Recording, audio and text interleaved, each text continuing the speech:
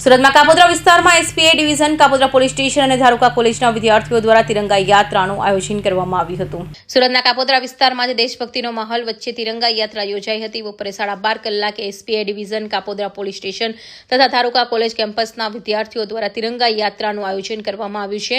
તિરંગા યાત્રાને લઈને પોલીસ તંત્ર અને વિદ્યાર્થીઓ દ્વારા તૈયારીઓ કરવામાં આવી છે। આ યાત્રામાં મોટી સંખ્યામાં વિદ્યાર્થીઓ અને પોલીસ કર્મચારીઓ જોડાશે। દેશભક્તિના રંગે રંગનારી આ યાત્રામાં મીડિયા કવરેજ પણ કરવામાં આવશે।